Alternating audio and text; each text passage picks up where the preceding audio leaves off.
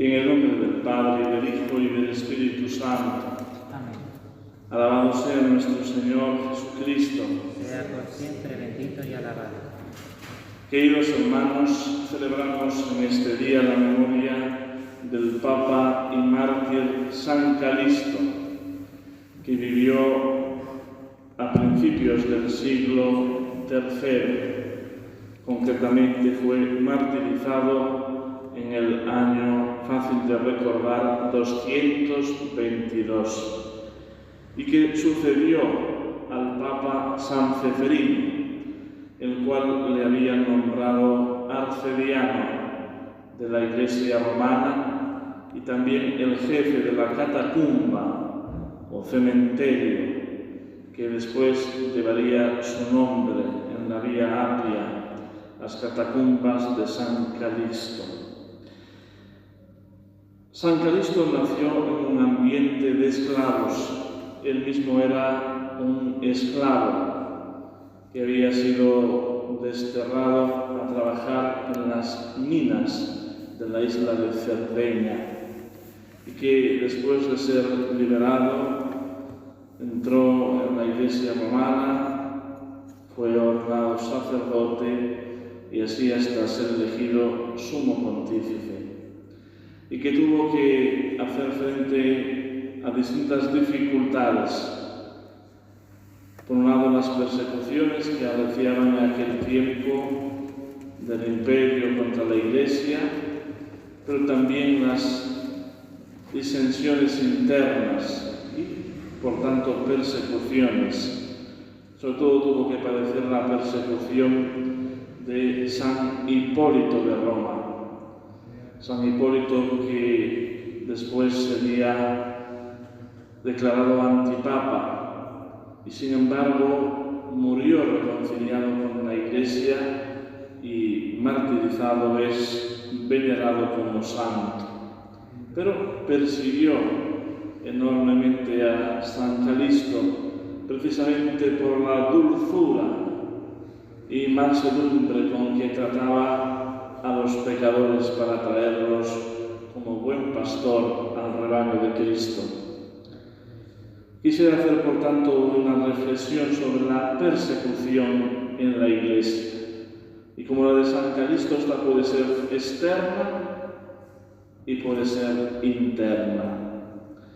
Nuestro Señor Jesucristo, cabeza del cuerpo místico que es la Iglesia, padeció persecución de una forma constante a lo largo de su vida.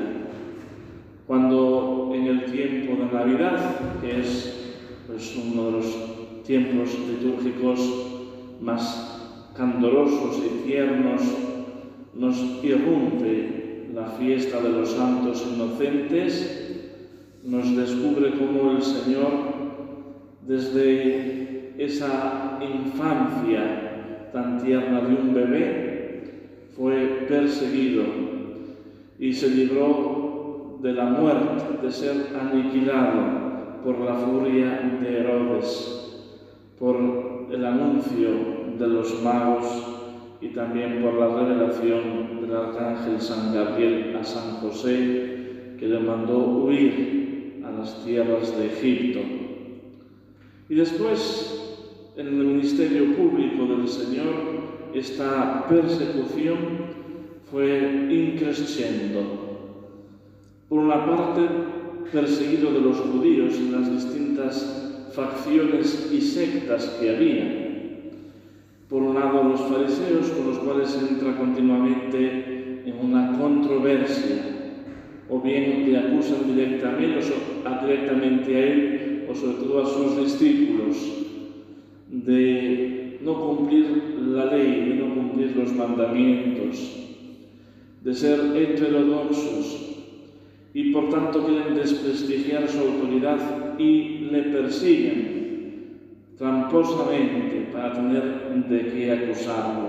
Sabemos que había fariseos buenos que también eran discípulos del Señor, algunos de ellos ocultos, pero en general el ambiente de los fariseos y también de los escribas es de acusación contra Jesús, de estar al acecho, de perseguirle hasta el final. Por otra parte, los mismos nazarenos que le habían visto crecer. Él tuvo el título de nazareno, pero no había nacido en Nazaret, sino en Belén de Judá. Y sin embargo, ese título, esa denominación de nazareno le acompañará hasta la muerte, porque el título que es colocado sobre la cruz es precisamente el de Jesús Nazareno, Rey de los judíos. Pues también los nazarenos, que le conocían desde niño pequeño, le persiguieron. Y así el Evangelio nos presenta cuando Jesús fue a Nazaret, entró en la sinagoga, desarrolló el libro del profeta Isaías, proclamó aquellas palabras del profeta: el Espíritu del Señor está sobre mí, etcétera, etcétera. Dijo: esta palabra se cumple hoy. Y pasaron de la admiración a decir: pero ¿qué se cree que es? Este no es el hijo del carpintero. Y entonces, llevándolo a las afueras de la ciudad, intentaron acabar con él tirándolo de un barranco. Jesús fue perseguido también de los saduceos, otro grupo o facción que había en el pueblo judío.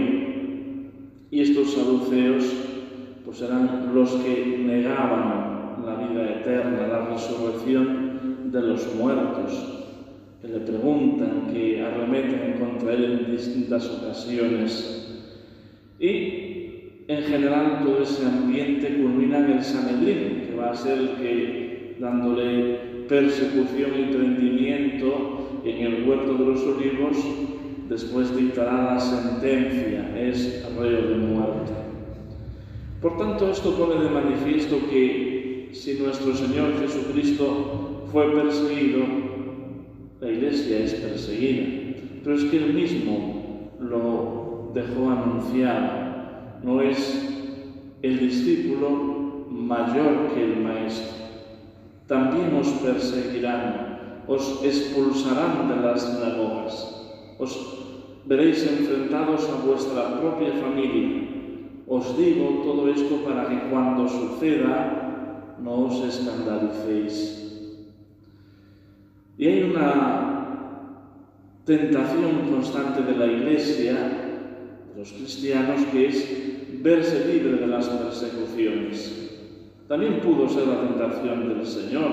Hasta el final fue tentado por el demonio de distintas formas para que de alguna manera alterase el plan dispuesto por Dios y él mismo obrase algún prodigio que le beneficiara y que de alguna manera pues corroborara aquella admiración que era tenida por el pueblo.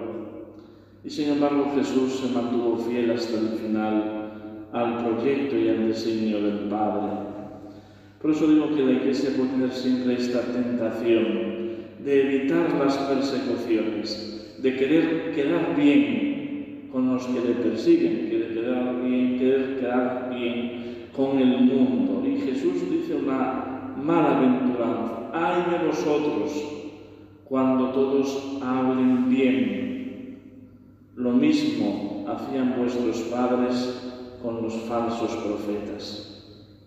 Podemos tener siempre esa tentación de querer que los demás hablen bien de nosotros, como cristianos, que no tengan nada de qué señalarnos, porque nos hemos ido amoldando a las demandas y peticiones del mundo.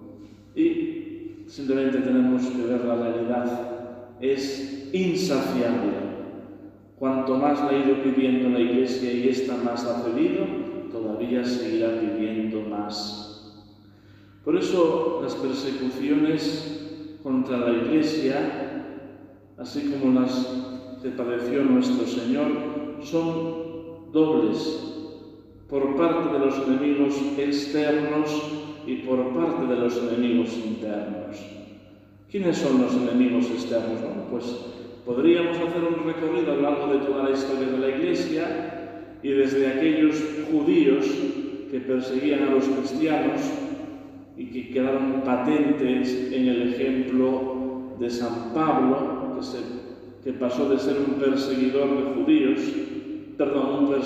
de cristianos y por tanto perseguidor del mismo Cristo, como Jesús le dijo: yo soy Jesús a quien tú persigues. A las persecuciones de los romanos, que tuvo que padecer San Calisto, a quien hoy celebramos.